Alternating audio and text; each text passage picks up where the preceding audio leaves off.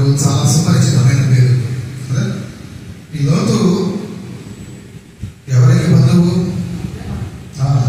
అబ్రహాము లేదా అబ్రహామునకు బంధువు. ఏ రీతిగా అంటే అబ్రహాము యొక్క తమ్ముని కుమారుడు లేదా గొప్ప స్థితిపరుడు.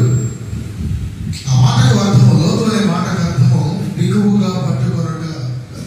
బైబిల్లో ప్రతి పేరుకు, ప్రతి వ్యక్తుల పేరు కావచ్చు, స్థల పేరు కావచ్చు, ప్రతి పేరుకు ఒక చక్కని అర్థము, పరమార్థము ఉన్నట్లే ఈ లోతు అనే పేరుకు కూడా ఒక అర్థము. బిగువుగా పట్టుకొనగా, టు క్యాచ్ ఫర్మ్లీ. లోతు తాను జరిగించినటువంటి కొన్ని క్రియలను బట్టి, కొన్ని పర్యాయములు మనకు అతడు అవిధేయుడిగా, అనీతిమంతుడిగా మనకు కనబడుతూ ఉంటాడు. కానీ పేతురు భక్తుడు ఆయన రాసినటువంటి 2వ పత్రికలో 2వ అధ్యాయం 7వ వచనంలో ఆయన నీతిపరుడని మనకు తెలియపరుస్తూ ఉంటాడు కదా. అది పేతురు తెలియపరచడం కాదు, కానీ పేతురు భక్తుడిని బట్టి పరిశుద్ధాత్ముడు మనకు తెలియపరుస్తూ ఉన్నాడు.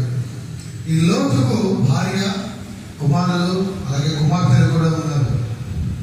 అయితే మనం గమనించినప్పుడు ఈ లోతు పేరు తప్ప ఎక్కడా కూడా ఆయన కుటుంబ ప్రస్తావన మనకు కనబడదు.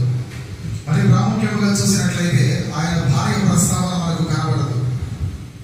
బైబిల్ గ్రంథంలో దేవుడు కొన్ని పేర్లను ఆయన గోప్యంగా లేదా రహస్యంగా ఉంచడానికి ప్రయత్నించాడు. బహుశా ఆ పేర్లను బట్టి లేదా ఆ వ్యక్తులను మనము తలుచుకుంటే ఆయన దృష్టికి వ్యర్థమని కావచ్చు. ఏదేమైనా బైబిల్ మనకు అక్కడ మౌనంగా ఉందంటే మనము మౌనంగా ఉండటం మంచిది. చాలా పర్యాయములు ఆమె లోతు భార్యగా కదా, మిసెస్ లోతుగా మనకు కనబడుతుంది తప్ప ఇంకా ఎవరున్నారు రీతిగా? ఇదే ఆది కాండంలో ఎవరున్నారు చెప్పండి మీకు తెలిసి? కయ్యను భార్యను కదా. దేవుడు కయ్యను భార్యను కూడా కయ్యను భార్య అని పిలిచాడు తప్ప ఆమె పేరు ప్రస్తావన చేయాలి. ఇంకా కొంచెం ముందుకు వెళితే నోవహు భార్యను కూడా దేవుడు నోవహు భార్యగా మనకు పరిచయం చేస్తున్నాడు తప్ప ఆమె పేరు మనకు కనపరచదు కదా. ముందున్నటువంటి గ్రంథాలలో యోగు గ్రంథంలో కూడా యోగు భార్యను గురించి దేవుడు యోగు భార్యగా మనకు పరిచయం చేశాడు తప్ప, అంటే దేవుడి యొక్క ఉద్దేశం వారి యొక్క అవిశ్వాసమును బట్టో, అవిధేయతను బట్టో బహుశా దేవుడు వారి గురించి మనం తెలుసుకోవడానికి ఇష్టపడలేదు కదా.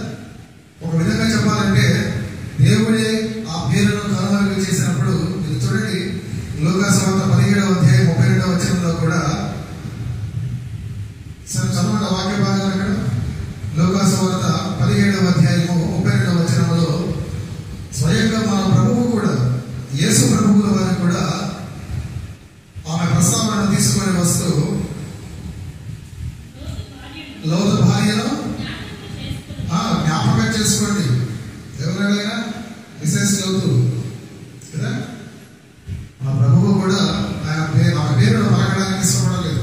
కారణాలు ఏవైనా కావచ్చు, కానీ మన ప్రభువే ఆ పేరును కనుమరుగు చేస్తున్నప్పుడు మనము ఆమె గురించి ప్రస్తావన చేయడం మన అవసరం.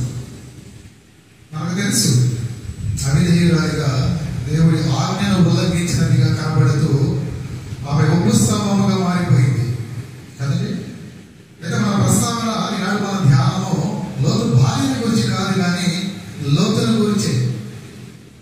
లోతుల గురించి దీనికి ఏదైనా ఒక టైటిల్ పెట్టుకోవాలంటే లోతు ఆధ్యాత్మిక లోతు.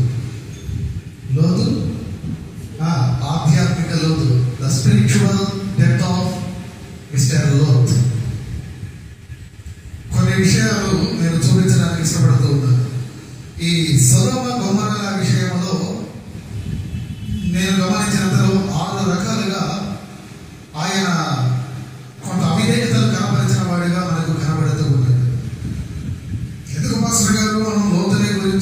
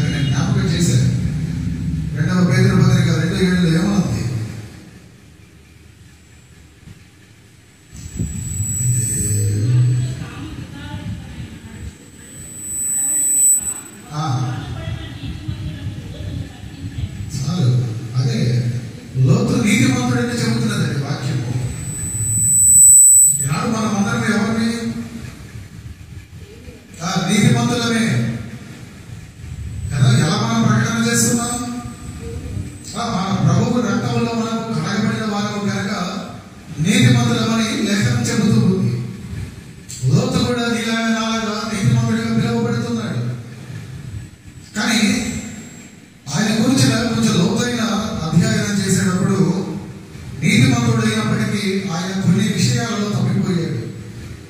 కొన్ని విషయాలు, ఆ విషయాలను మాట్లాడడానికి నేను ఇష్టపడుతున్నాను. మీరు నాకు సహాయపడుతూ ఉంటే మనం త్వరగా ముందుకు వెళ్ళిపోవచ్చు. మొదటగా లోతు విషయంలో నీతిమంతుడే. ఈనాడు నీవు నేను నీతిమంతులమే, ప్రభువును ఎరిగిన వాళ్ళమే. కానీ నీవు నేను కూడా ఒక లోతు వలె ఉన్నాం. లోతు అనగానే ఆ ప్రధానమైన పాప సంబంధమైన విషయాన్ని మీరు కాసేపు పక్కన పెట్టేసి, ఆ విషయాన్ని కాసేపు పక్కన పెడితే మిగిలిన కొన్ని విషయాలను చూపుతూ మనం ఒకవేళ లోతులాగా ఉన్నామేమో, నీవు ఒక లోతుగా ఉన్నావేమో, ఆమె ఒక లోతుగా ఉన్నదేమో, నేను ఒక లోతుగా ఉన్నానేమో పరిశీలన చేసుకుంటూ ముందుకు వెళదాం. ఈ ఆదికాండం 13వ అధ్యాయంలో 10వ వచనాన్ని చదవండి. మొదటగా ఆ 10వ వచనంలో రాయబడి ఉన్న మాటలను చూసినప్పుడు ఆ లోతు తన కన్నులెత్తి యోర్దాను ప్రాంతం అంతటిని చూచెను. ఆ పట్టణములను నాశనము చేయకముందు సోయరుకు వచ్చు వరకు అదంతయు యెహోవా తోట వలెను ఐగుప్తు దేశము వలెను నీళ్లు పారు దేశమై ఉండెను. ఏం చేశాడండి లోతు? ఏం చేశాడు లోతు? మొదట్లో చూడండి, లోతు తన కన్నులెత్తి చూశాడు కదా. యోర్దాను మైదానాల ఆ పచ్చని ఆ ఆవరణం అంతటినీ కూడా చూశాడండి కదా. అది యెహోవా తోటలాగా కనబడుతూ ఉన్నదట కదా. నిజమైన తోట కాదు, కానీ ఆ తోటను తలపిస్తూ ఉంది.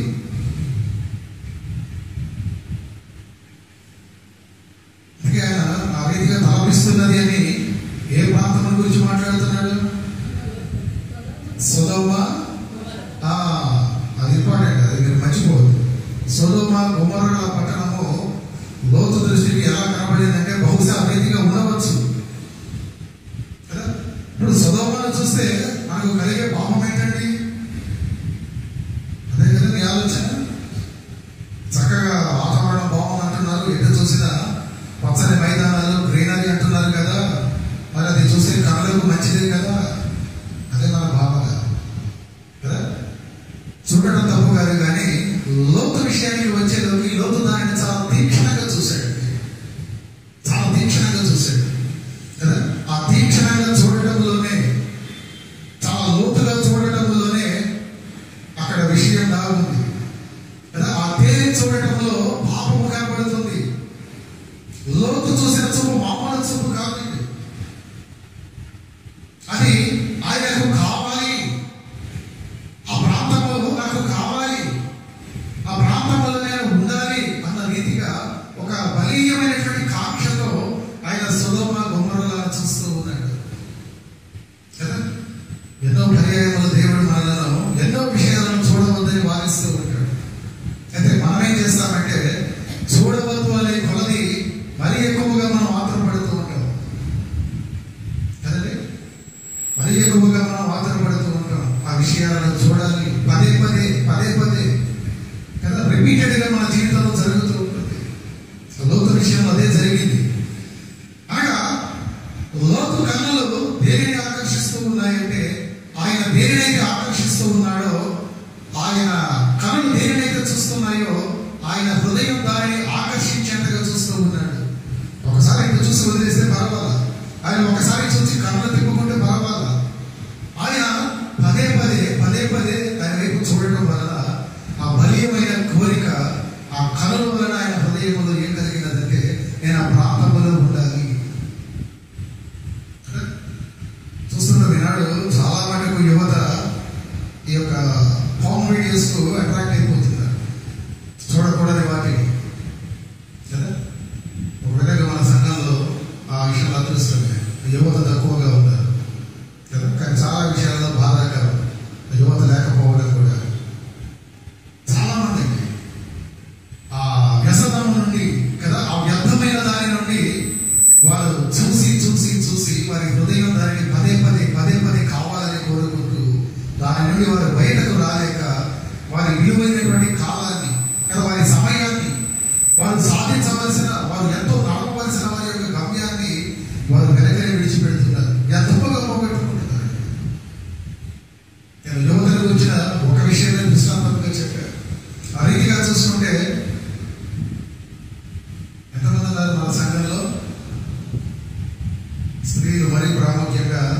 ఈ సీరియల్ చూసేవారు చెప్పండి, పర్వాలా? చూడడం లేదా?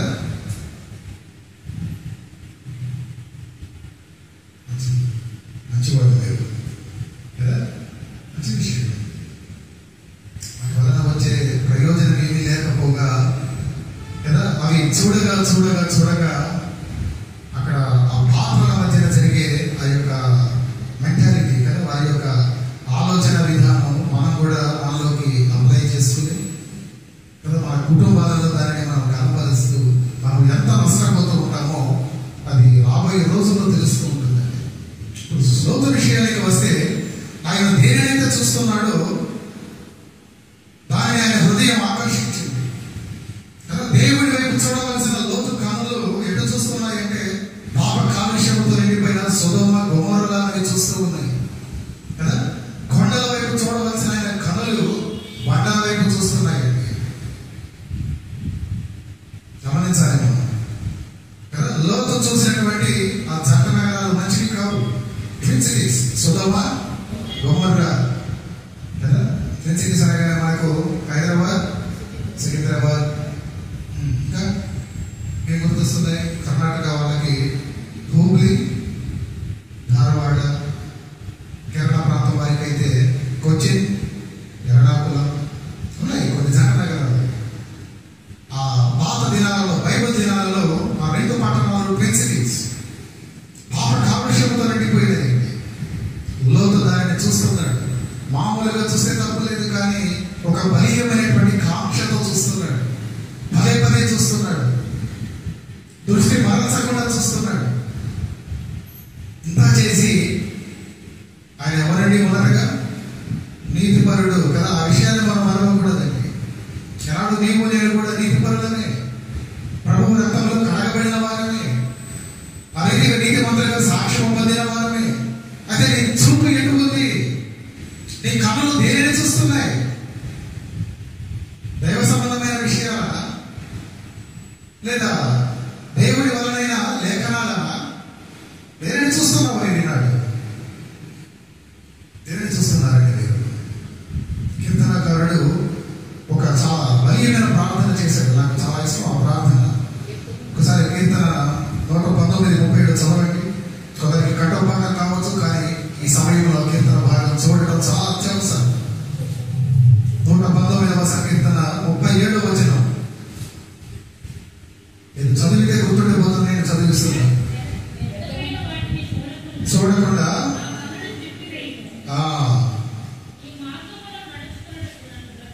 చాలు చాలు. చేసిన ప్రార్థన ఏంటంటే వ్యర్థమైన దానిని చూడకుండా నా కన్నులు తిప్పివేయి అంటూ ఇదే కీర్తనలో 148వ సంకీర్తనలో మరి కన్నులు దేనిని చూడడానికి ఆశపడుతున్నాయట? వ్యర్థమైన దానిని చూడకుండా అంటే ఆయన జీవితంలో చూశాడు. చూడకూడని దృశ్యాన్ని చూశాడు. వ్యర్థమైన దృశ్యాన్ని చూశాడు. ఒక వ్యభిచార పాపంలో పడ్డాడు. ఒక నవగచ్చ పాపంలో పడ్డాడు. అటు అనుభవంలో ఉన్నవాడు కనుక ఆయన ప్రార్థించాడు, నేను మరలా వ్యర్థమైన దానిని చూడకుండా నీవు నా కన్నులను తిప్పివేయి. Turn my eyes. అయితే ఆయన కన్నులు దేనిని చూడాలని ఆశపడుతున్నాయి అంటే చూసారా, తీసారా? 148 ఇదే సంకీర్తన. నీ వాక్యము, నీ ఇచ్చిన వాక్యమును నేను ధ్యానించటకు నా కన్నులు రాత్రి జాములు కాకమునుపై తెలుసుకుందను. నీ మాటలు చూడాలని ఆశపడుతున్నానయ్యా. నీ మాటలు నేను చదవడానికి ఇష్టపడుతున్నా. అంతవరకు రాత్రి జాము అంతా కూడా నా కన్నులు తెరిచే ఉంచాను. మూసుకుంటే నిద్ర వస్తుందనే భయం. చూసారా, వ్యర్థమైన దాన్ని చూడకుండా నా కన్నులను నీవు స్వాధీనపరచు, లేక నా స్వాధీనంలో ఉంచు. కానీ నేను దేనైతే చూడాలంటున్నానంటే నీ ఇచ్చిన మాటలు నేను ధ్యానించాలి. అందువరకు నా కన్నులు కావాలి. మీ ప్రార్థన ఎలా ఉందో నాకైతే తెలియదు. దేవుడి లోకం అంతా చూడటానికి కదా, ఆయన చేతి పని అంతటిని చూడడానికి కన్నులు ఇచ్చాడు. మరి ఆ చూచిన కన్నులను బట్టి, ఆ కన్నులతో నీవు చూసిన దానిని బట్టి కదా, ఆ సృష్టి కార్యం అంతటిని అంత అద్భుతంగా చేసిన దేవుడిని నీవు కొనియాడగలుగుతున్నావా? కొనియాడ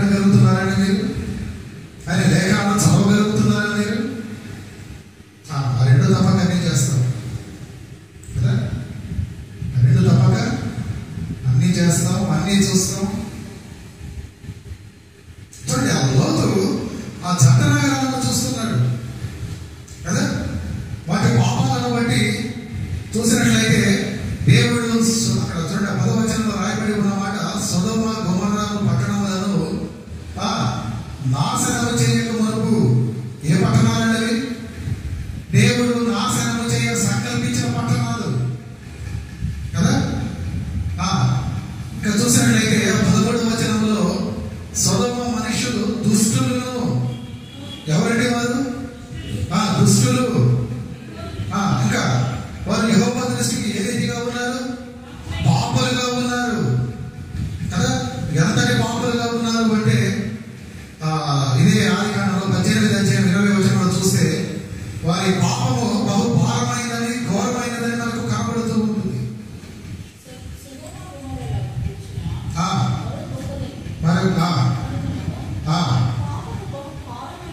చాలు కదా. వారి పాపము బహు భారమైనది. ఇప్పుడు ఎటువంటి పట్టణాలను చూస్తున్నాడంటే లోతు చూడండి, దేవుడు నాశనము చేయ సంకల్పించిన పట్టణాలను కదా, దుష్టత్వము కలిగిన మనుషులు నివసిస్తున్న పట్టణాలను కదా, యెహోవా దృష్టికి పాపులుగా కనబడుతున్న ఆ పట్టణాలను, ఆ పాపము కూడా ఏ రీతిలో ఉన్నది, ఏ స్థాయిలో ఉన్నదంటే అది బహు ఘోరముగా పాపము గోచరిస్తున్న పట్టణాలను ఎవరు చూస్తున్నారు? నీతిపరుడైన లోతు చూస్తున్నాడు. సొదొమ ప్రజల దుష్టత్వం అటువంటిదండి. కొందరికి ఉద్యోగము, వ్యాపారము, వృత్తి అయితే దుష్టత్వము, పాపము మీది ప్రవృత్తి. ఇట్స్ ద నేచర్, మన యాటిట్యూడ్ అది. పాపములో జీవించడం, దుష్టత్వాన్ని కలిగి ఉండడం వారి నైజం. అటువంటి వారు ఉన్న పట్టణాలను, అటువంటి కార్యాలు జరుగుతున్న పట్టణాలను లోతు చూస్తూ ఉన్నాడండి. మరి నీవు నేను ఏం చూస్తున్నావు? ఏం చూస్తున్నారు మీరు? ఏం చూడాలో మీరు అడగడం కాదు, దేవుడిని అడగండి. దావీదులాగా మీరు ప్రార్థించండి. ఏం ప్రార్థన చేశాడు? వ్యర్థమైందని చూడకుండా నా కళ్ళలు తిప్పివేయి. ఒకవేళ నేను చూడాలంటే నేను ఈ మాటలే చూడాలి, నేను బైబిల్ స్టడీనే చేయాలి.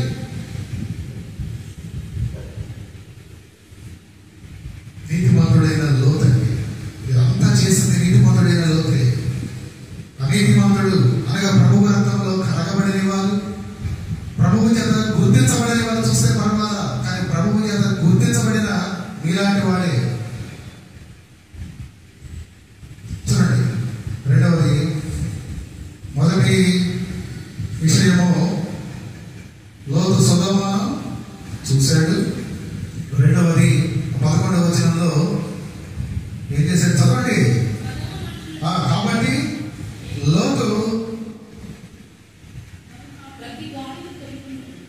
13:11 కాబట్టి లోతు తనకు యోర్దాను ప్రాంతం అంతటిని ఏర్పరచుకొని తూర్పుగా ప్రయాణం చేశాడు. చాలు ఏం చేశాడండి? లోతు ప్రయాణం చేశాడు. ఇందాకే మనం అనుకున్నాం కదా, మొదట ఆయన కనులు ఏం చేశాయి? చూశాయి. చూసిన దానిని హృదయం ఏం చేసింది? ఆకర్షించింది, దానిని కోరుకుంది. ఆ హృదయం చేసిన ఆ యోచనకి, ఆ తలపుకి కాళ్ళు సహకరించాయి. సరే, మనిషిని మానవుని అవయవాలే కదా, మానవుడి అవయవాలే పాపం వైపు ఎంతగా నడిపిస్తాయి. కన్నులు చూస్తాయి, హృదయం కావాలంటుంది, కాళ్ళు దానికి కార్యరూపాన్ని ఇస్తాయి కదా, నడిపించాయి కాళ్ళు. మొదట చూశాడు, చూస్తే తప్పేముంది అనుకునేవారు ఇప్పుడు ఈ మాటను బట్టి మీరు బాధపడాలి. ఎందాకైనా మామూలుగా చూస్తే పర్వాలా, ఆయన కావాలనే దృష్టితో దానిని చూశాడు. ఎంత అద్భుతమైన పట్టణం, బాగా ఉంటే బాగుంది పట్టణంలో. వాట్ ఏ గ్రీనరీ కదా, వాట్ ఏ ప్లానింగ్. ఇక్కడ ఎవరో టీవీ టౌన్ ప్లానింగ్ ఆఫీసర్ చాలా మంచి నాలెడ్జ్ కలిగిన ఆర్కిటెక్ట్, చక్కగా కట్టాడు బిల్డింగ్స్ ని, చక్కగా రోడ్లు వేసాడు, చక్కటి స్టూడియోస్ లైన్ ఉంది, ఎటు చూసినా పచ్చదనం ఉంది. చూస్తూ ఉండిపోయాడు. చూస్తూ ఉండిపోయిన వాడు వరకు ఉండిపోలే.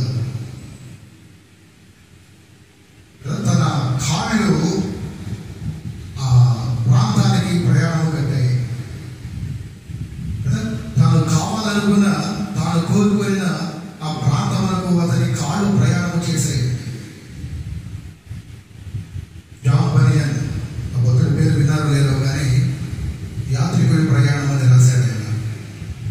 ఆ భక్తుడు ఒక మాట అంటాడు ఆయన గ్రంథంలో, ఒక మనుష్యుడు నాశనపురం నుండి పరలోకపు వైపు వెళ్ళినట్టు ఈ లోతు పరిస్థితి ఎలా ఉందన్నదంటే, పరిశుద్ధుడును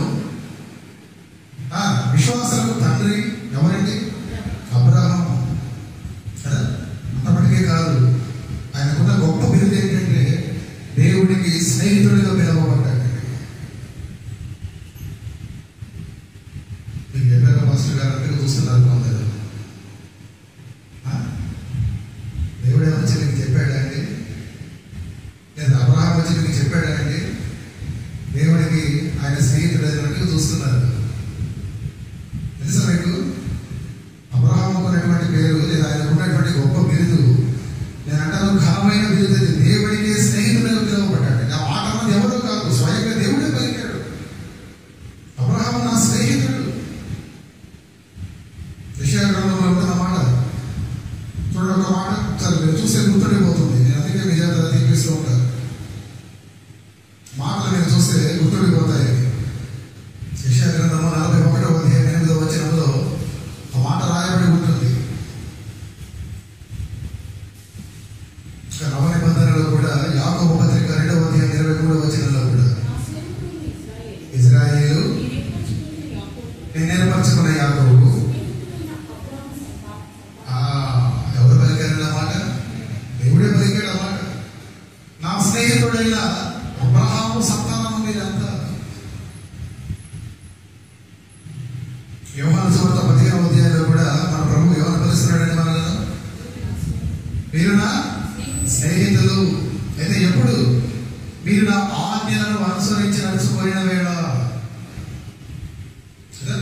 ఇక మీదట యజమానుడు దాసుడు అనే భేదం మన మధ్య ఉండదు. నేను దాన్ని తీసేస్తున్నా. ఇక మీదట మీరు నాకు స్నేహితులుగా పిలువబడతారు. చూడండి, మీరు చూస్తే దేవుడు ఎల్లవేళలా ఒకేలా ఉంటాడండి. మనుషులుగా నీవు నేను మారవచ్చు, కానీ ఆయన ఎల్లవేళలా ఒకటిగానే ఉన్నాడు. ఎల్లప్పుడూ ఒకటిగానే ఉన్నాడు. ఇక్కడ అబ్రహాముతో నా స్నేహితుడని దేవుడు పలికిన దేవుడు అని, అతను నా స్నేహితుడని పలికిన దేవుడు నవ నిబంధనలో కదా మన క్రీస్తు నామధారిగా శరీరధారిగా వచ్చిన దినాలలో కూడా మనల్ని స్నేహితులుగా చూడడానికి ఇష్టపడుతున్నాడు. వ్యత్యాసం లేదు. ఆయన పాత నిబంధన కాలంలోను కొత్త నిబంధన కాలంలోను రాబోయే యుగములలోను ఆయన ఎల్లప్పుడూ ఒకటిగా ఉన్న దేవుడు పలుకుతున్నాడు. అబ్రహాము నా దేవుడు, గమనించాలి, దేవుడు పలుకుతున్నాడు అబ్రహాము నా స్నేహితుడు, పైగా విశ్వాసులకు తండ్రి కదా, మంచి పరిశుద్ధుడు. ఇప్పుడు అటువంటి అబ్రహామును విడిచిపెట్టి తన అన్నను విడిచిపెట్టి ఆయన ఎటు వెళుతున్నాడు అంటే, ఎటు వెళుతున్నాడండి? సొదొమ వైపుకు ప్రయాణం చేస్తున్నాడు కదా. ఎంత బాధాకరమైన విషయం. ఈనాడు విశ్వాసాలాగా కదా, విశ్వాస సహవాసాన్ని విడిచిపెట్టి ఎటు వెళుతున్నాం? నేను అడగాను, మీరే ప్రశ్నిస్తుంది. ఎవరు ఎక్కడికి వెళుతున్నారు? సగ సహవాసానికి రాకుండా మీరు ఎక్కడికి వెళుతున్నారో మీరే ప్రశ్న వేసుకోండి. మీరే ప్రశ్నించుకోండి. మనం ఎటు వెళుతున్నాం? ఏ సహవాసానికి మనం వెళుతున్నాం? ఎవరితో మనం సహవాసం చేయడానికి వెళుతున్నాం? ఇదంతా చేస్తున్నది లోతే, నీతిమంతుడు కదా. లేఖన బాగా చెబుతున్నది, లేఖనాలు చెబుతున్నాయండి. దాంట్లో ఆలోచన అక్కర్లా మనకు. నీతి పరుడిగా ఎంచబడిన లోతు చేస్తున్న పరుడు ఇవన్నీ. నాడు నీతిమంతులుగా ఎంచబడిన మీరు చేస్తున్న పనులు, విశ్వాసం చేస్తున్న పనులు ఇవన్నీ. చూడకూడదు వాటిని చూడటం, కావాలి అనిపించేదిగా పదే పదే చూడటం, చూసిన దాని కొరకు వేగిరపడటం కదా. అది కావాలనుకునే ప్రయత్నంలో, దాన్ని సహవాసం చేసే ప్రయత్నంలో ఎటువంటి విలువైన సహవాసాన్ని మనం పోగొట్టుకుంటున్నామంటే సంఘ సహవాసాన్ని పోగొట్టుకుంటున్నాం, దేవుడితో సహవాసాన్ని మనం పోగొట్టుకుంటున్నాం.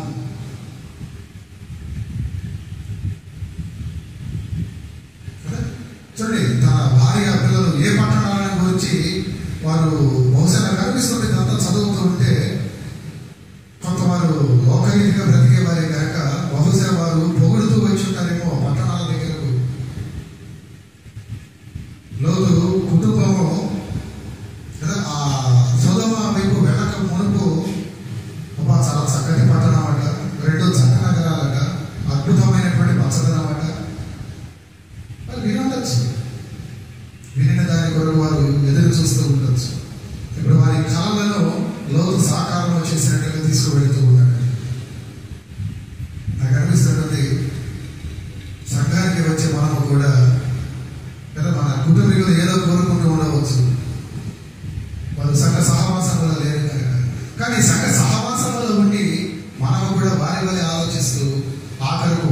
కోరుకున్న రీతిగా మనం నడుస్తున్నామండి.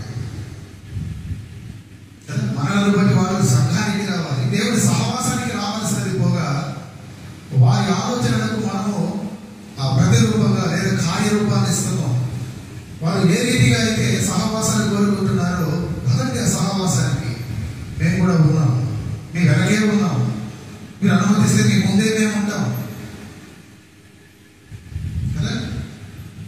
నీతి మంతులుగా ఉన్న మనం చేస్తున్న పని, లోతు చేసిన పని అది. చూడండి, ఒక భక్తుడు అన్నాడు ఒక మాట, దేవుణ్ణి వెంబడించేటప్పుడు రెండు కాళ్ళు మూసుకుని నువ్వు వెంబడించు పర్వాలేదు, కానీ మనుషులను వెంబడించేటప్పుడు నీ రెండు కన్నులు బాగుగా తెరిచి నువ్వు వెంబడించు. గుర్తుపెట్టుకోవాలన్నమాట. దేవుడిని వెంబడించేటప్పుడు నీ రెండు కన్నులు మూసి నేను వెంబడించిన పర్వాలేదు, ఆ దైవం దారి చూపుతాడు నీకు. అదే మీ విశ్వాసం. కానీ మీరు మనుషులను వెంబడించేటప్పుడు మీ రెండు కన్నులను బాగుగా తెరిచి మీరు వెంబడించాలి. మనం ఎంత దూరం ప్రయాణం చేసామన్నది ముఖ్యం కాదు, మనం ఏ దిక్కుగా ప్రయాణం చేస్తున్నామన్నది ముఖ్యం. లోతు ప్రయాణం చేశాడు, కానీ ఆఖరకు ఆయన ఏ దిక్కుకు ప్రయాణం చేశాడు అంటే ఒక నాశనపురం వైపు ప్రయాణంలో ఉన్నాడు.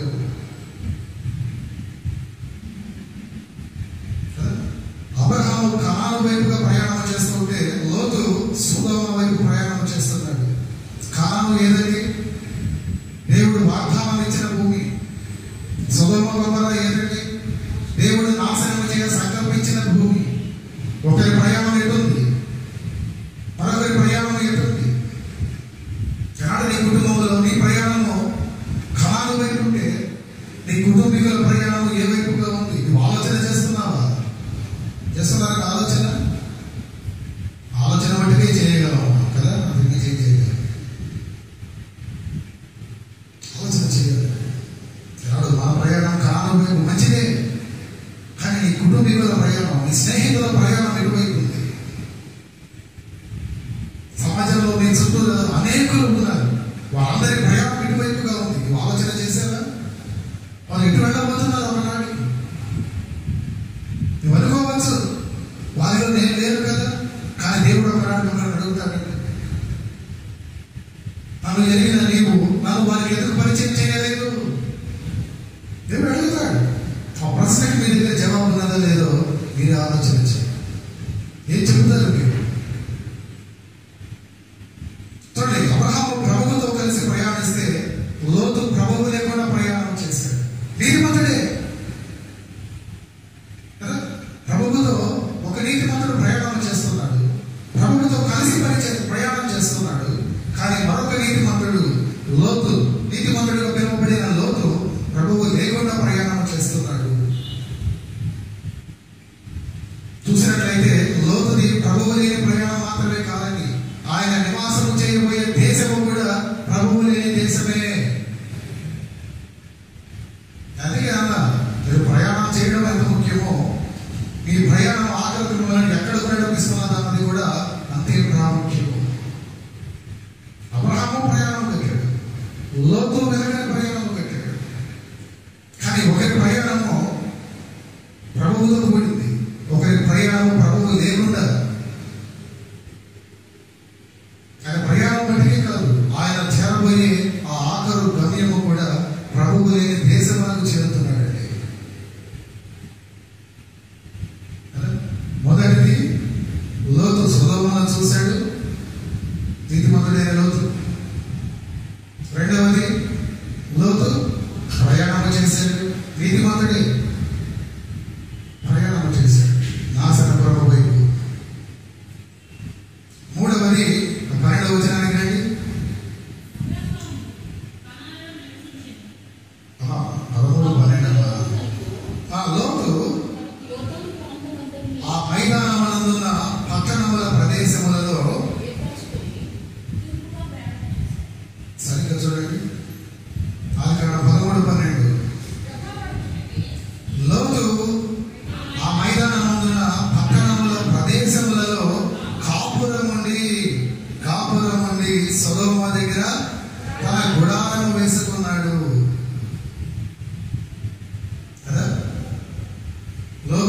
సొదొమ వెళ్ళాలని తలచాడు. సొదొమకి వెళ్ళాడు. వెళ్ళి ఏం చేశాడు? ఆయన అనుకున్నట్టే గుడారం వేసుకుని చక్కగా ఫ్యామిలీని సెట్ చేసేసాడు. కాపురం ఉండిపోయాడు. విశ్వాసాలకు మనం కూడా అంతే. అక్కడ ఏముందిలే అనుకుంటూ దానికి పదే పదే చూసిన దాని కొరకు వేగిరపడి కదా ఆఖరకు ఆ ప్రాంతానికి చేరుకొని వెనకకు తిరిగి రాగలిగితే పర్వాలా, కష్టం వేసుకుని ఉండిపోతాం. ఆ భక్తిహీనతలోనే, ఆ బలహీనతలోనే మిగిలిపోతాం మనం. ఆ నాశన కుంభములో కదా, ఆ అంధ కుంభములో మిగిలిపోతామండి. చాలా ప్రమాదం.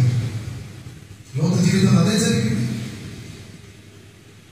అంతా కూడా జరుగుతున్నది నీతిమంతుడిగా పిలువబడిన లోతు జీవితమే. చూడండి, సాతానుడు బహు తెలివైన వాడు. ఏం చేశాడండి? మొదట లోతుకు చూపించాడు కదా. చూపించాడు అనగానే అందరికి చాలా మందికి గుర్తుండాలి. ఇంకా ఎవరు చూపించాడు? సాతానుడు ఏం చూపించాడు? మంచి ఆలోచన. ఇంకా ప్రప్రథమంగా మానవుడి పతనానికి వాడు వేసిన పనాగము, వాడు వాడిన ఆయుధాన్ని చూపించడం అండి. హవ్వకు ఏం చూపించాడు? హవ్వను చూపించాడా లేదా హవ్వను లేక బలిలోకి నడిపించాడా? చూపించాడు. ముందు చూడు, ముందు నువ్వు చూడు చాలు. నువ్వు చూస్తే మిగతాది నేను చూస్తుంటా. సాధారణ కుతంత్రాలు. ముందు మీరు చూడండి చాలు, తర్వాత మిమ్మల్ని నేను చూసుకుంటాను. ఇంకా మీరు ఎటు తొలగిపోకుండా నేను చూసుకుంటా. మా నుండి మీరు దూరం పారిపోకుండా నేను మిమ్మల్ని చూసుకుంటాను. నేను చెప్పిన దగ్గర మీరు చూస్తే చాలు, మీరు ఎక్కువ చేయగలరు కదా. సొదొమను వరకు చూపించాడు. తర్వాత సొదొమ వైపుగా లోతును తీసుకువెళ్ళాడు. ఏం చేశాడండి? సొదొమకు సమీపంలో గుడారం వేయించాడు. నాకు అనిపిస్తుంది, ఇంత చేసిన తర్వాత సాధారణ ఊరగానే ఉన్నాడు. మనం ఉంటాం ఖాళీగా, మన పని మనం మర్చిపోయి. వాడు మనకన్నా మంచి బిజీ అయ్యాడు. Very hard worker. ఒక విశ్వాసని ఎన్ని రకాలుగా పతనం చేయాలో అన్ని రకాలుగా పతనం చేస్తూనే ఉంటాడు. అలా చేసేదాకా వాడు ఎదుర్కోడు. అవసరం లేదు. నాకు అనిపించింది, ముందు చూపించాడు, తర్వాత ప్రయాణం చేయించాడు, అక్కడ గుడారం వేయించాడు. అక్కడితో ఊరుకుని ఉంటాడా? ఒకనాడు లోతు దగ్గరికి వచ్చే ఉంటాడు. అంటే ఎవరైనా సాధనాలుగా వాడుంటాడంటే ఆ సొదొమ గొమొర్రా వారిని సాధనాలుగా వాడుంటాడు. ఎందుకు? వారి హృదయ స్థితి ఎలా ఉంది? లేఖనాలు వారిని ఎవరు పేరుతున్నాయి? దుష్టులు. వారే కదా వాడి కాగితాలు, వాడి సాధనాలు. ఆ సొదొమ గొమొర్రా వారిని పంపించుంటాడు ఆ ఊరి సమీపానికి, అనగా ఆ ఊరి గవిని దగ్గరికి కదా, ఆ ఊరి వెలుపలికి, ఆ గ్రామం బయటకు పంపించి చక్కగా వారితో కుశల ప్రశ్నలు వేయించుంటాడు. ఎవరు బాబు మీరు? ఎక్కడి నుంచి వచ్చారయ్యా? చూడడానికి చాలా అందంగా ఉన్నారు, మంచి ఆస్తిపరులుగా ఉన్నారు. పోయి ఊరవతలు ఎందుకున్నారు? మేమేం రాక్షసులం కాదు. మీరు మా ఊరి మధ్యలోకి రండి, మీకు మా ఊరంతటిలో మంచి బ్యాలెన్స్ ఇస్తాం, కొనుక్కోండి, చీప్ రేట్గా ఇస్తాం. ఖచ్చితంగా వాడే ఉంటాడండి. ఇన్ని చేసిన వాడు ఆ మాటలు మాట్లాడతాడు. సాతానుడి ఇన్ని తంత్రాలకు లొంగి నడిచిన లోతు ఆ మాటలకు పడిపోవడం చేసే ఉంటాడు. బహుశా నాకు అనిపిస్తుంది, లోతు కూడా మాటలు విన్నాక నిజమే అని అనుకుంటాడు. నిజమే కదా, మీరు సొంత మంచివాడిగా ఉన్నారే, మరి నేనేదో ఊరి బయట ఉండడం చక్కగా నేనేం ఆధారం లేకుండా మాట్లాడలేదండి. మీకు ముందు వచ్చిన చూపిస్తాను నేను. అంటే ఇటువంటి ఒక సంభాషణ లేకుండా లోతు ఆ తర్వాత స్టెప్ లో నడిచాడని చెప్పడం లేదు. 3 అడుగులు వేసాడు. ఆ 4వ అడుగు వేయడానికి ముందు, ఆ 4వ అంశాన్ని నేను చూపించడానికి ముందు ఈ మధ్యన జరిగి ఉంటుంది ఖచ్చితంగా. సాధారణ కుతంత్రాలే. యేసుప్రభువు వారితో సాతానుడు మాట్లాడిన మాటలు మీరు జ్ఞాపకం చేసుకుంటే ఎన్ని రకాలుగా ప్రలోభం పెట్టాడు. మార్చి ప్రలోభం పెట్టాడు. హవ్వని జ్ఞాపకం చేసుకుంటే ఎన్ని రకాలుగా ప్రలోభం పెట్టాడు కదా. ఖచ్చితంగా లోతును కూడా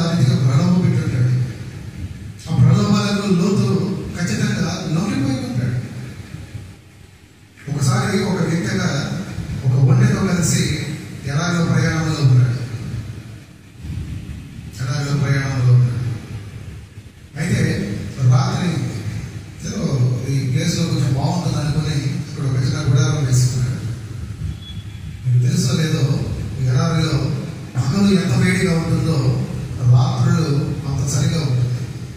టోటల్లీ క్వైట్ ఆపోజిట్. పగలు ఎంత వేడో రాత్రులు అంత చలి.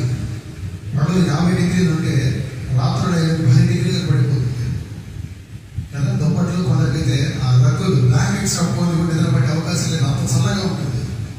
అటువంటి వేళ, అటువంటి సమయంలో ఆ ఒంటె ఆ వ్యక్తి గుడారంలో తలదూర్చి, ఆ యజమాని నేను బయట చలికి తట్టుకోలేకపోతున్నా, ఇఫ్ యూ పర్మిట్, అనుమతిస్తే ఆ గుడారంలో కాస్త తల పెట్టుకుంటానయ్యా, నిద్ర పడుతుంది, సుఖంగా పోతుంది, చాలా ప్రయాణం నేనే కదా నేను పోయేది. ఓకే డన్, తల పట్టుకు పెట్టుకో. కొంతసేపటికి అయ్యా చలి ఎక్కువగా ఉంది, మరి ఇబ్బందిగా ఉంది, కొంచెం నా కడను కూడా లోపల పెట్టుకుంటా. ఎంత ఉంటుందండి ఒంటె మేడ? చాలా పొడుగు కదా. తల మట్టుకు దూర్చిన ఒంటె తర్వాత మేడకి కూడా అనుమతి పొంది ఆ మేడ మట్టుకు లోపలికి దూర్చింది. ఇంకొక సాగు గడిచాక అయ్యా మేడ మట్టుకే కాదు, మరి బాడీ బయట ఉంది కదా, శరీరం చలికి తట్టుకోలేకపోతున్నది, ఇంకొంచెం శరీరాన్ని నీవు అనుమతిస్తే నా వీపు బాగానే లోపల పెట్టుకుంటా. Okay done. ఇంకాస్త సాము గడిచేలోకి ఊహించండి, ఒంటె గుడారంలో ఉంది, స్థలం ఇచ్చండి, ఎక్కడ ఉన్నాడు? బయటకు వచ్చేసి ఉంటాడు, దానికి డౌట్ ఏం లేదు. పాపం కూడా అంతేనండి. ఒక విశ్వాస జీవితంలో పాపం కూడా అటువంటిది. ఆ ఒంటె ఆ ప్రయాణికుడు మాదిరి. ఇంతనే కదా పాపం, ఇంత పెద్ద దేహాలను ఏం చేస్తుంది? మొదట అంతే, తర్వాత అదే నీలో నిండుకుంటుంది, నువ్వు ఎక్కడో బయట ఉంటావు, నువ్వు ఎక్కడో దేవుడికి దూరంగా అవిధేయంగా ఉండిపోతావు.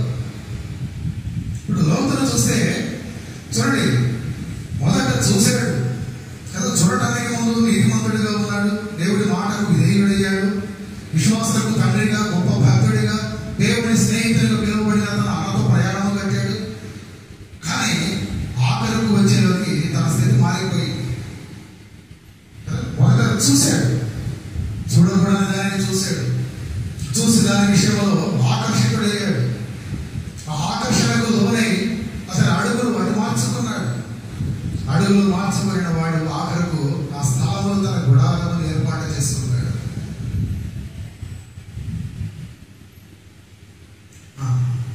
గుడాలను ఏర్పాటు చేసుకున్నాక ఇప్పుడు ఒకసారి 14వ అధ్యాయంలో 12వ వచనాన్ని, లోతు జీవితంలో జరిగిన మరి ఒక విషయాన్ని, 4వ విషయాన్ని మనం చూద్దాం. మరియు కనుక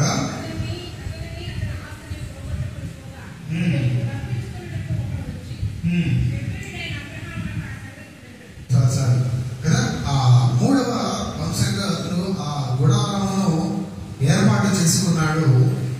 ఈ విషయానికి వచ్చేలోకి మరి బలముగా మనం ప్రకటించగలం, అతను ఆ పట్టణములలో కాపురం ఉంటున్నాడండి. ఆ ముందు వచనంలో కూడా ఉంది, కానీ ఈ వచన భాగమును బట్టి అతను ఆ పట్టణంలో పాతకునిపోయాడు కదా. ఎంతగా పాతకునిపోయాడంటే, ఇందాక నేను అన్నాను చూసారా, గుడారము వేసుకున్నవాడు వారి మధ్యలోకి వచ్చి కాపురం ఉన్నాడు అంటే అక్కడి ప్రజల ప్రభావం ఆయన మీద ఎంతైనా ఉంది, అక్కడి ప్రజలతో ఆయన ఎంతైనా కలిసిపోయాడు, ఆయన వారి పద్ధతులకు ఆయన లొంగిపోయాడు.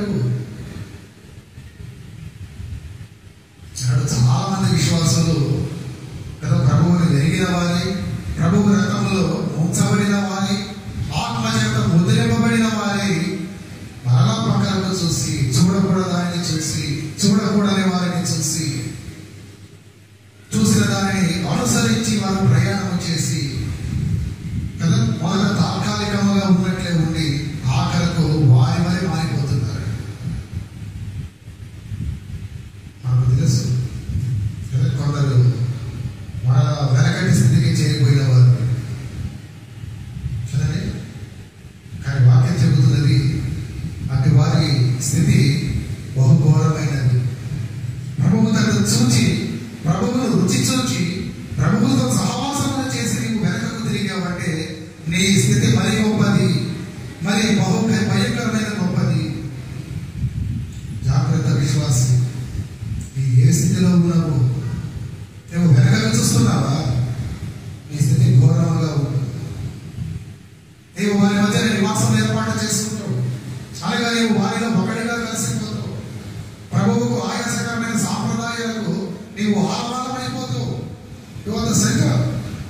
నివాసం అయిపోతారు. ఎంతమంది పాటించడం లేదండి? ఎంతమంది ఎన్ని విషయాలు క్రైస్తవులుగా ఉండి వారు పాటించకూడని అనేక విషయాలను వారు అవలంబిస్తున్నారు. ఎందుకని? వారు ఉన్న జనాంగమును బట్టి వారు మారిపోయారు. వీరిని బట్టి వారు మారిపోతే పర్వాలేదు. వారు ప్రభువును ఎరిగిన వారే కదా ధన్యజీవులుగా ఉండిపోతారు. కానీ వారిని బట్టి వీరు మారిపోతున్నారు, వెనుకటి స్థితికి వెళ్ళిపోతున్నారు. మరి గొప్ప భయంకరమైన శాపాలు కొని తెచ్చుకుంటున్నారు. లెక్క వేసుకోండి, కావాలంటే మనం ఎవరో ఒకరు ఆ రీతిగా పరిచయం అయ్యి ఉంటారు. ఆ రీతిగా ఎందుకంటున్నారంటే మాట అక్కడ వారి మధ్యన కాపురం ఉన్నటువంటి సొదొమ గొమొర్రాల మధ్యన కాపురం ఉన్న ఆ లోతు స్థితి ఎలా ఉన్నదంటే, చదవడం అది లోతు సొదొమలో కాపురం ఉండేది కనుక అతని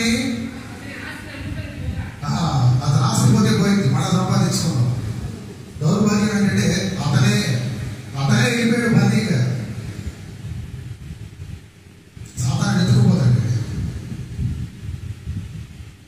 సంఘ సహవాసమును దేవుని సహవాసమును నీవు విడిచిపెట్టితే, వేరు సహవాసాలను నీవు కోరితే సాతాను ఎత్తుకుపోతాడు. ఘోరమైన స్థితిలో నేను ఉంచుతాడు. లోతులు ఉంచాడు. తాను బందీ అయిపోయాడు. ఆస్తి పోయింది, అంత పోయింది.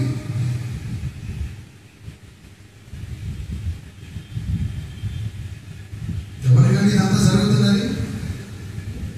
లోతుకు. ఎవరికి లోతు? నీతిమంతుడిగా పిలువబడిన వాడు, పరలోక పౌరసత్వానికి సిద్ధపడిన వాడు, పరలోక పౌరసత్వాన్ని పొందుకున్న వాడు ఈ రోజున ఏ రీతిగా ఉన్నాడు అంటే సొదొమ పౌరసత్వాన్ని పొందుకున్నాడు. The citizenship of Sodom and Gomorrah. అదేదో మన వాళ్ళు కనుక అమెరికా పౌరసత్వాన్ని పొందుకుంటే పొందిన ఆ మహదానందముకు పొందుకున్నాడు దాన్ని. నేను సొదొమలో కాపురం ఉంటున్నా, ఆ ప్రజల మధ్యలో ఉంటున్నా, మొదట బయట ఉండేవాడిని, అయితే ఇప్పుడు వారి మధ్యలో ఉన్నా, వారిలో ఒకటిగా ఉన్నా. వారి నాకు అనిపిస్తుంది ఖచ్చితంగా ఆనాటి కాలాన్ని అనుసరిస్తే ఆ పట్టణంలో ఆ పౌరుల పట్టిక ఆ ప్రభువు పుట్టినప్పుడు కనుక హేరోదు రాయించాడు. చూసారా? రోమీయులు ఏం చేశారు? రోమీయులు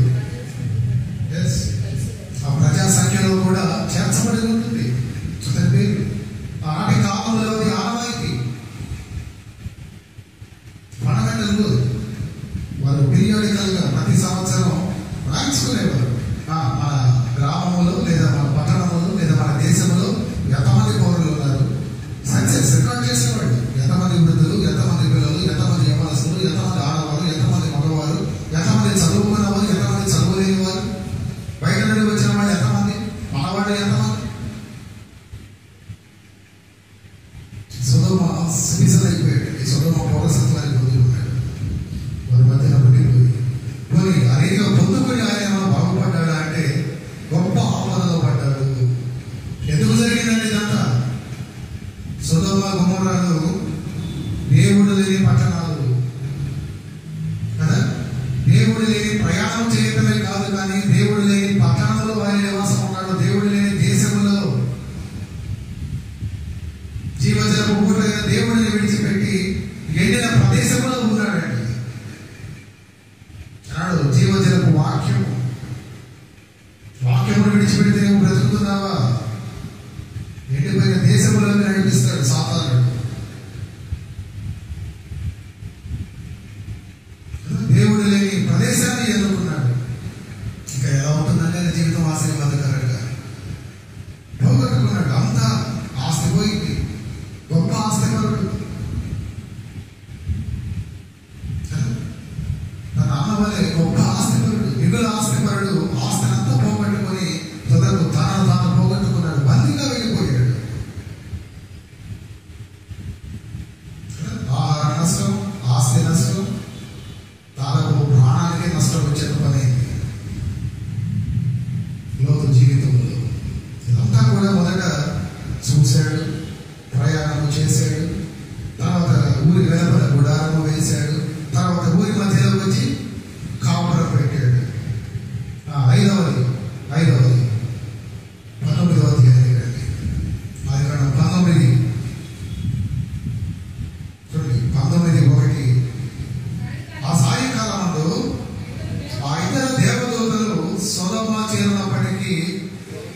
లోతు సొదొమ గవని యొద్ద కూర్చుంటేను. సాయంకాల సమయంలో ఇద్దరు దేవదూతలు సొదొమకు చేరుకున్నారు. అప్పుడు ఎక్కడున్నాడంటే లోతు గవని యొద్ద, అంటే ఆ ఊరి ప్రధాన ద్వారం వద్ద. ఆ ఊరి ప్రధాన ద్వారం దగ్గర మామూలు వ్యక్తులను కూర్చోబెట్టారండి. మామూలు వారిని, అపనమ్మకస్తులను, బలహీనమైన వారిని కూర్చోబెట్టారు. ఉదాహరణకు మన విషయాన్ని తీసుకున్నాము. దేవుడు ఏదో మనల్ని గొప్పగా ఆశీర్వదించి ఒక మంచి ప్యాలెస్ లాంటివి ఇచ్చాడు అనుకోండి. ఆ ఇంటికి ఎక్కడో 1 కిలోమీటర్ అవతల వాకిలు ఉందనుకున్నాం, మెయిన్ గేట్. మరి ఎవరు వచ్చారో ఎవరు వెళ్ళారో మనకు తెలియదు కదా. ఓ సెక్యూరిటీని అపాయింట్ చేసుకుంటామా చేసుకోమా? పెడతారండి బలహీనమైన వాళ్ళని పెడతారా? కొన్ని అపనమ్మకమైన వాళ్ళని పెడతారా? మనకి ఎంతో నమ్మకస్తుల్ని, మంచి బలమైన వాళ్ళని, శరీర దారుణ్యం కలిగిన వాళ్ళని మనం ఏర్పాటు చేస్తాం. ఇప్పుడు అక్కడ లోతు పరిస్థితి ఎలా ఉన్నదంటే, ఆయన వారిలో ఎంతగా మమేకమైపోయాడంటే, వారి నమ్మకాన్ని ఆయన ఎంత సంపాదించుకున్నాడంటే గమనించండి. ఎవరి నమ్మకాన్ని? దుష్టత్వములో పాపముతో నిండిన సొదొమ గొమొర్రా ప్రజల నమ్మకానండి, విశ్వాసాల నమ్మకాన్ని కాదు కదా. సహోదర ప్రేమను కాదు ఆయన పొందుకుంది, దానికి వ్యతిరేకముగా వారు ఎంతగా నమ్మారంటే ఆయనకు ఒక మంచి క్యాడర్ ఇచ్చారు. ఆ ఊరి వెలుపల కదా ఆయన చీఫ్ సెక్యూరిటీ ఆఫీసర్ స్పెషల్ డ్యూటీగా పెట్టుకున్నారు కదా. వారన్నిటిని బట్టి చూస్తే లోతు చాలా తక్కువ కాలంలోనే వారిలో ఒకటిగానే కాదు, వారిలో ప్రముఖుడిగా కూడా కనబడుతూ ఉన్నాడు. ఇదంతా కూడా ఎందుకు జరిగిందంటే కారణం ఒకటే, లోతు నీతిమంతుడు, యథార్థపరుడు. ఆ యథార్థత ఆ దుష్టులకు కూడా నచ్చిందండి. తన కదా మనకి కావాల్సింది, ఇటువంటి వాడు కదా మనకు కావాల్సింది. అందుకని ఆయన అక్కడ పెడదాం, మన ఊరి సిఎస్ఓ చీఫ్ సెక్యూరిటీ ఆఫీసర్గా పెడదాం. ఆయన అక్కడ ఉంటే మనం ఇక్కడ చాలా సురక్షితంగా ఉండొచ్చు మన గ్రామంలో కదా. ఆ నీతి కలిగిన వాడిని, భక్తి కలిగిన వాడిని, యథార్థపరుడిని చూడండి, ఆ పాపిస్టి ప్రజలు కూడా ఆయనకు పట్టలు పెట్టారండి, గొప్ప పదవిని ఇచ్చారు కదా. సొదొమ పౌరసత్వం, సొదొమ ప్రజల కాపురం, వారి మధ్యన ప్రాముఖ్యమైన స్థానం, ఇదంతా జరుగుతున్నది. మనం చూస్తున్నది నీతిమంతుడిగా ఎంచబడిన లోతు జీవితంలో. ఈనాడు విశ్వాసులుగా ఉన్న మన జీవితంలో కూడా దాదాపు ఇదే జరుగుతున్నది. ఎటు చూస్తున్నాము, ఎటు ప్రయాణంలో ఉన్నాము, ఎక్కడ మన గుడాలను ఏర్పాటు చేసుకుంటున్నాము. ఏమన్నారండి ఇజ్రాయేల్ ప్రజలు? ఏమన్నారు? కీర్తనల గ్రంథంలో జ్ఞాపకం చేసుకుంటే, తరతరములకు నీవేమా నివాస స్థలము. దేవుడి ప్రజలకు దేవుడే నివాస స్థలం అండి, నీతిమంతులకు దేవుడి నివాస స్థలము. కోరహ కుమారులు ఏమన్నారండి? దినమెల్లా నీ మందిర వాకిట్లో ఎదురు చూస్తామయ్యా, అదే మాకు గొప్ప ధన్యత. నీ మందిరంలో ఒక దినము గడిపితే చాలు, మా బ్రతుకులు 1000 దినాలు వ్యర్థం మాకు. But that one day is very prominent in our life. అది చాలా ప్రాముఖ్యమైన మన జీవితానికి. ఆ ఒక్కరోజు చాలు. ఇది దేవుడి బిడ్డల కోరిక, ఇదండి దేవుడి బిడ్డల హృదయం ఆస్తి. అయితే లోతు నీతిమంతుడిగా పిలువబడుతూ, యథార్థపరుడిగా ఉంటూ, గొప్ప భక్తిపరుడిగా ఉంటూ, గొప్ప భక్తిని చేస్తున్న అన్నకు తమ్ముడిగా ఉంటూ, ఉండకూడని దిశలో, ఉండకూడని ప్రయాణంలో కదా, ఉండకూడని స్థలములలో ఆయన ఉంటూ ఉన్నాడు. నాడు వీధంగా నువ్వు ఎక్కడికి వెళ్తావు?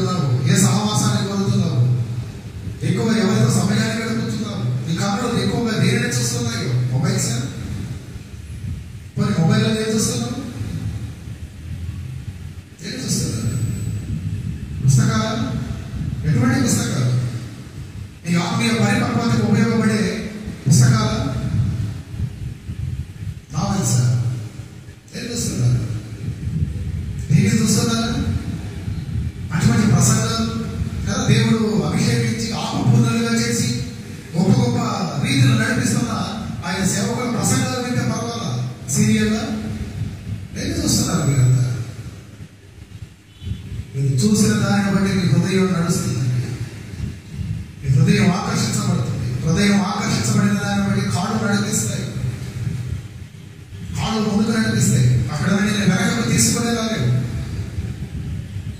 ఆఖరకు వారిలో ఒకటిగా నేను అయిపోతాం. ఆఖరిది చూడండి, ఆయన ఎటువంటి స్థితికి వెళ్ళాడు అంటే ఇదే ఆదికాండంలో ఇదే 19వ అధ్యాయంలో 14వ వచనాన్ని చూడండి. లోతు బయటకు వెళ్ళి తన కుమార్తెలను పెండాడనైన తన అల్లుళ్లతో మాట్లాడి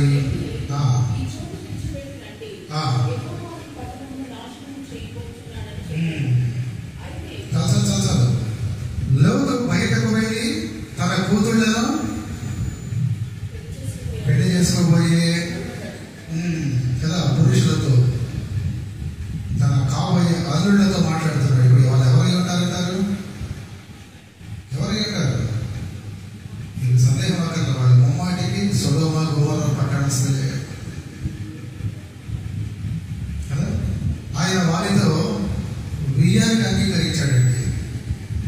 వారితో బంధుత్వాన్ని గలుపుకుంటున్నాడు. చాలా మంది సహవాసాలు కదా, చాలా మంది విశ్వాసులు వారి సహవాసం మాట చెప్పడానికి నేను బాధపడుతున్నా. దేవుడు చాలా ప్రధానంగా మనకి ఇచ్చాడండి ఆజ్ఞ. అవిశ్వాసాలతో నీకు పొద్దు వద్దు, మరొక పర్యాయంలో వారితో నీకు పొద్దు ఎలా. నేను ఆ విషయంలో మార్క్ని అప్రిషియేట్ చేస్తాను. అంటే మా ఫ్యామిలీ మెంబర్ అనే కాదు, తాను తన జీవితంలో ఆహ్వానించింది ఒక మంచి బిలీవర్ని. At the same time I appreciate miss Shirish కూడా. ఆమె తన జీవితంలో ఆహ్వానించింది ఒక బిలీవర్ని. ప్రభువుని ఎరిగిన వాడినే, ప్రభువుని ఎరిగిన దానినే. అది పెద్దలు ఏర్పాటు చేస్తే అది గొప్ప కాదు, కానీ వారు యవనస్తులై ఉండి దేవుడికి ప్రాధాన్యతనిచ్చారు. వారు ఉన్న మార్గమును వారు విడువక ఆ మార్గమును బట్టి వారు ప్రాధాన్యతనిచ్చారు. చూడండి, లోతు బయటకు వెళ్ళి తన కూతుళ్లకు కాబోయే వారితో, తన కాబోయే అల్లుళ్లతో మాట్లాడుతూ కదా వారితో విజయము పొందుతూ ఉన్నాడు. అది ఏ రీతిగా ఉందంటే, దినవృత్తాంతముల గ్రంథంలో గొప్ప భక్తిపరుడైన రాజు ఎవరండి? యెహోషాపాతు. ఎవరితో ఏముందాడు? భక్తిహీనుడైన ఆహాబుతో. గుర్తొచ్చిందా? అలా ఉంది లోతు పరిస్థితి. అక్కడ అదే జరిగింది, ఇక్కడ అదే జరిగింది. మరొక ప్రాముఖ్యమైన క్యారెక్టర్ మిస్టర్ సొలొమన్. ఆయన జీవితంలో కూడా అదే. అట్లాంటి ఎన్నో కదా, ఎందరో అన్య దేశపు స్త్రీలను ఆయన వివాహం ఆడాడు. ఐగుప్తు ఫరో కుమార్తె వివాహం ఆడినట్టు లేఖనాలు చెబుతున్నాయి. ఏమైపోయాడండి ఆఖరకు? వదిలేడా? వదలరా? ఆయన చేసిన ఆ అకృత్యాలకి కదా, దేవునికి అవిధేయమైన కార్యాలకు, అతిక్రమానికి అప్పటి వరకు ఒకటిగా ఉన్న ఇశ్రాయేలు రాజ్యము కాస్త రెండుగా విడిపోయింది. ఆయన తర్వాత ఇశ్రాయేలుగా, యూదాగా. ఇప్పుడు విభజించబడటం లేదా, కలిసి ఉండటం లేదా? నాకు ఈ మాట అయితే చెప్పదు, ఇష్టపడదు. మన ఆంధ్ర తెలంగాణ బైఫర్ఫికేషన్లో నాయకులు పలికిన మాట ఏమన్నారు వాళ్ళు? సహోదరుల వలె విడిపోదాం, నాకు స్నేహితుల వలె విడిపోదాం, సహోదరుల వలె కలిసి ఉందాం. అర్థం లేని మాట కదా. మీకు అర్థమైతే నాకు చెప్పిన తర్వాత స్నేహితులుగా విడిపోదామంట, సహోదరులుగా కలిసి ఉందామంట. విడిపోవడం ఏంటి, కలిసి ఉండటం ఏంటి? అంటే ఏకకాలంలో రెండు రకాలుగా మాట్లాడే ధోరణి కదా. అలా ఉండకూడదు. ఒకటే మాట, మన ప్రభువు ఒకటే కదా, మనకు బాప్తిస్మం ఒకటే, మనకున్న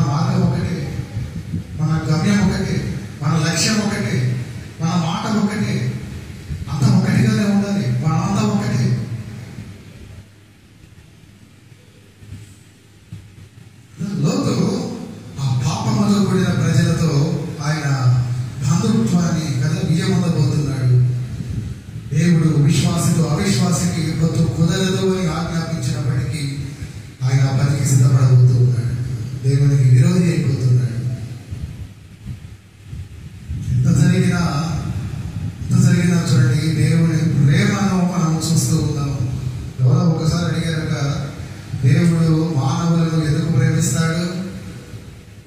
మనం మానవులు కనుక.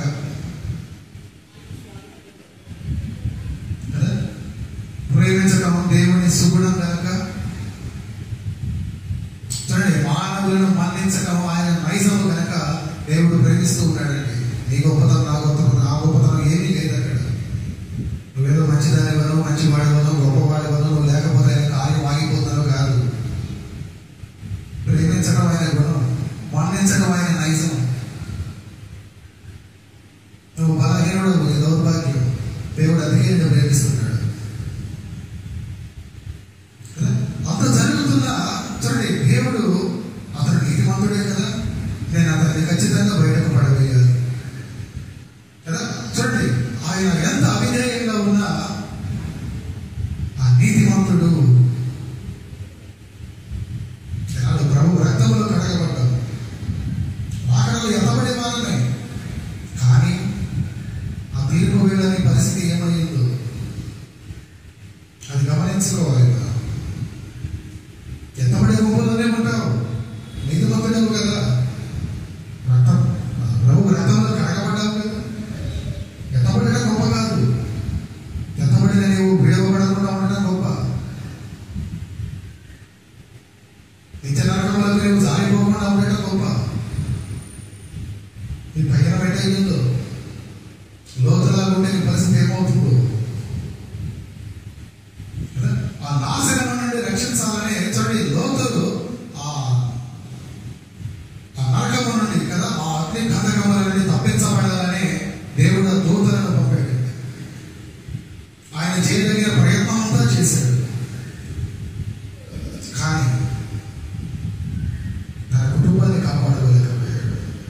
కుటుంబం అనే కంటే ప్రధానంగా తన భార్యను, బహుశా కుమారులను కాపాడుకోలేదు. ఆయన కూతురు ఆయన మటుకు మిగిలారు. తర్వాత ఏం జరిగిందో మనకు తెలుసు, అది మన సబ్జెక్ట్ కాదు. కానీ ఎలా నీవు లోతు వలె రక్షించబడి నీతిమంతుడిగా ఎంచబడి నీ స్థితి ఎలా ఉన్నదో నేను నువ్వు పరిశీలించుకోవాలి. కాసేపటిలో బలారాధన మనసుతో పడుతున్నాం. ఖచ్చితంగా మనం ఏ స్థితిలో ఉన్నామో, మనం ఏమై ఉన్నామో, నువ్వు రక్షించబడ్డ నీతిమంతుడిగా ఎంచబడ్డ లోతు వలె ఉన్నావా? నీ కార్యాలు ఆ రీతిగా ఉన్నాయా? లేదా లోతు తన ప్రయాణంలో వెంబడించిన అబ్రహాము వలె ఉన్నాయా? ఎలా ఉన్నాయి? ఎలా ఉన్నాయి? పరిశీలన చేసుకుందాం కదా. పై వాక్యాన్ని బట్టి లోతు నీతి మనకు అర్థమవుతుందండి కదా. కానీ చూసినట్లయితే నాకు ప్రారంభంలో ఆయన భార్య విషయంలో కదా, నేను అనుకుంటా భార్య ప్రభావం కనుక, భార్య కనుక ఆమె ప్రభావం ఎంతైనా ఉండే ఉంటుంది. అందుకే అయితే భార్యను కాదనుకోండి, విశ్వాసం ఎలా ఉండాలంటే, బహుశా ఈ ఎనిమిదిగా చెబితే మీకు అర్థమవుతుందేమో. సముద్రంలో ఎంతటి ఉపదనం, ఎంత ఉప్పు ఉంటుంది ఊహించగలమా? ఊహించలేము. మరి అంతటి ఉప్పు ఉన్నప్పటికీ, అంత ఉప్పులో నిండినప్పటికీ చూడండి, సముద్రంలో ఉండే చేపలు ఆ ఉప్పును వంట పట్టించుకోకుండా బ్రతికేస్తూ ఉంటాయి కదా. ఉప్పు చేపల మాట ఏంటంటే, అది పట్టి బయటకు తెచ్చాక చక్కగా ఉప్పు పసుపు రాసి వాళ్ళు ఎక్కడ పెడతారు. అంతే తప్ప చేప తాగే తాను ఆ ఉప్పు అంటించుకోదు. తెలుసా మీకు? సముద్రంలో ఉండే చేప, ఆ ఉప్పు నీటిలో ఉండే చేప ఉప్పును మనకు వండించుకోకుండా బ్రతికినట్లే లోకంలో నీతిమంతులుగా ఎంచబడ్డ మనము లోకంలో మనలోనికి రానియక, అనుమతించక లోకంలో అంటకుండా బ్రతకాలండి. నాడు లోతు జీవితాన్ని బట్టి మనం అదే నేర్చుకుంటున్నాం. కాపుల మధ్య ఉన్న పావులలాగా బ్రతకాలి. అదే లోతు మనకు నేర్పుతున్న ఆధ్యాత్మిక లోతు. లోతు ఆధ్యాత్మిక లోతు మనకు నేర్పుతున్న విషయాలు 6 విషయాలు. మిగతా విషయాలు నేను చక్కగా చెప్పేసి నేను మూసేస్తాను. చెప్పండి, గుర్తున్నవాళ్ళు, విన్నవాళ్ళు చెప్పండి. మొదటగా చూశాడు, రెండవది నడిచాడు లేదా ప్రయాణం అయ్యాడు, మూడవది ఊరి వెలుపల గుడారము వేశాడు, నాలుగవది ఊరి మధ్యనకి కాపురం వచ్చాడు, ఐదవది ఊరి వెలుపల గవని దగ్గర కాపలాగా ఉన్నాడు కదా, ఎంతో నమ్మకాన్ని సంపాదించాడు. ఆరవది వారితో దేవుడు. ఇది లోతు ఈ రీతిగా మనం మాట్లాడుతున్న ఈ ప్రాంతం అంతా, ప్రజలంతా ఎవరంటే దేవుడి ప్రేమ పొందిన వారా, దేవుడి దయ పొందిన వారా కదా, దేవుడు దుష్టులు సాక్ష్యం కలిగిన వారు. ఈ సాంగత్యం ఎట్లతో జ్ఞాపకం చేసుకో. కీర్తనల గ్రంథము 1వ అధ్యాయంలోని మాటలు నేను జ్ఞాపకం చేసుకో. మారిపోతారు మీరు. లోతులు జ్ఞాపకం చేసుకుంటే మారిపోతారు ఈ మాటలతో. కీర్తనల గ్రంథము 1వ అధ్యాయంలో మాటలు మీరు జ్ఞాపకం చేసుకోండి. ఇంచుమించు ఇదే మాటలు ఒక విశ్వాసం ఉండవలసిన చక్కటి సుగుణాలు. రీతిగా దేవుడు మనల్ని నడిపించాలని, నీతిమంతుడిగా పిలవబడుతూ తప్పిపోయిన లోతు వలె మనం ఉండకూడదని ఈ సమయంలో మీకు ప్రేమతో తెలియజేస్తూ నా ఈ మాటలను నేను ముగిస్తూ ఉన్నాను. ప్రార్థించకుండా వాటి ఫలింపు కొరకు ప్రార్థనతో మన కార్యక్రమానికి మనం సిద్ధపడతాం. మహోన్నతుడ, మహాఘనుడ, ప్రేమగల తండ్రి, ఘననామమును బట్టి మీ కావల పాదాలను బట్టి మీకే వందనాలు.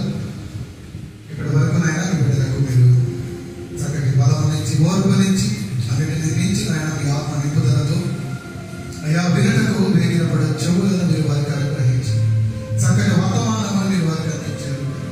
ఇవ్వబడిన మాటలను ఆయన వారి శుద్ధి చేయబడిన హృదయంలో మీరు భద్రపరచండి.